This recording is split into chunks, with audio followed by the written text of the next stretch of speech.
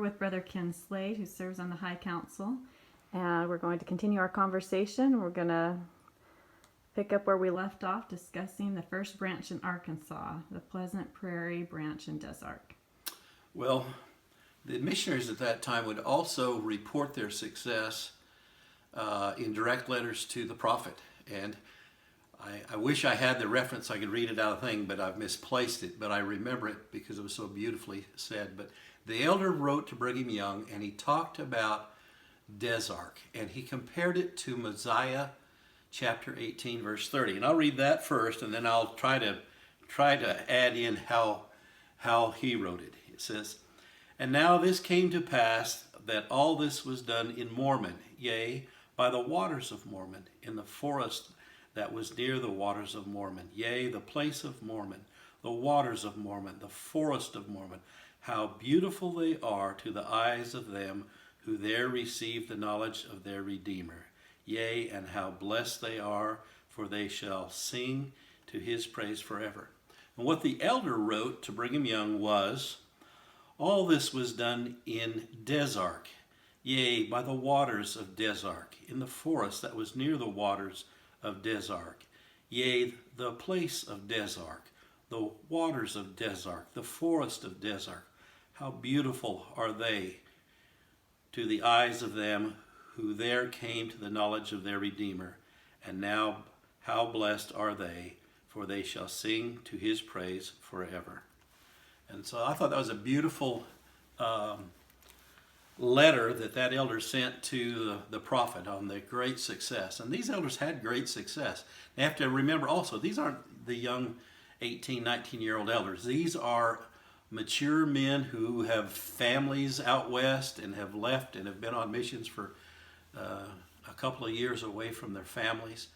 And but they established good relationships with the people, and they found, and one of the comments they made about the people too is they aren't like the river town people. These people are more like our people out west, who are good family people. They want to have strong families. They want to be independent. They want to build their property and make it look nice. One of the things that the missionaries always talked about also was the sickness that was in Arkansas at the time. And it was due to mainly to their diet. It was mainly rough cornmeal and pork, and pretty much that was it. There was a lot of illness and sickness and a lot of poor health. And of course, these people, they're trying to do gardens and improve the area. There was an interesting comment made by a non-Mormon, and to the effect, he says, I'm wise to these Mormons' plan. They're gonna convert all the good people here in this area and take them to out west, and just leave the rascals and scallywags here, and that'll all be what's left in Arkansas. And I'm going with the Mormons. I'm not going to stay with these people. So you had a lot of sentiments like that, and of course they had the sentiment about they love the Mormons' baptisms because of the lack of storms. They know it wouldn't storm that particular day if the Mormons baptized. So, and also the first public school that they were denied access to by I forgot what denomination, every one of his congregation except one and himself joined the church and went west with the branch. The branch lasted about a year, and then it turned into a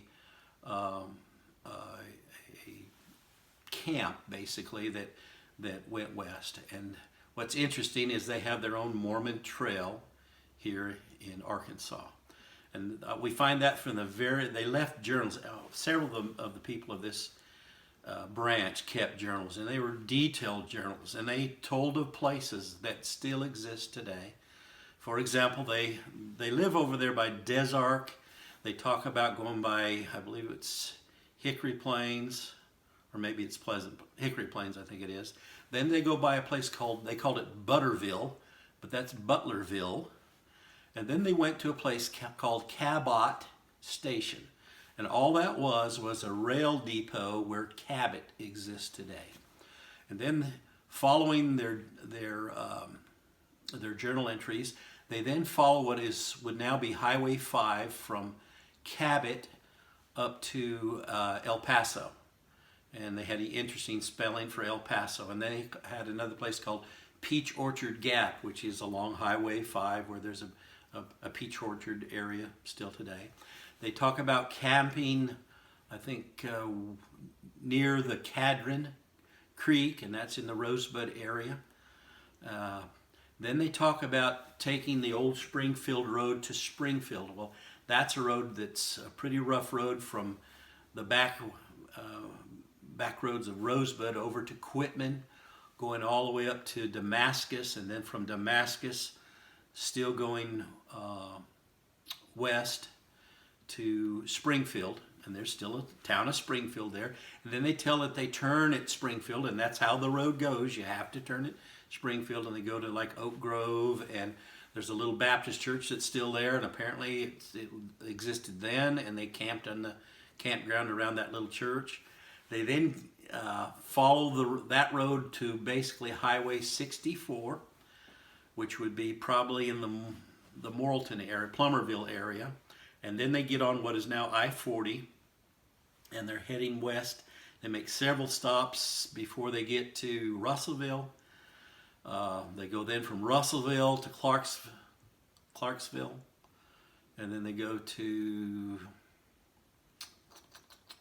the Van Buren area. Then they head up to Ozark, and then they exit the state by Evansville. And that's how they get out of Arkansas. But they also tell of their complete journey through Oklahoma. They then go up through parts of Kansas, Wichita, Hutchinson. They go into Colorado.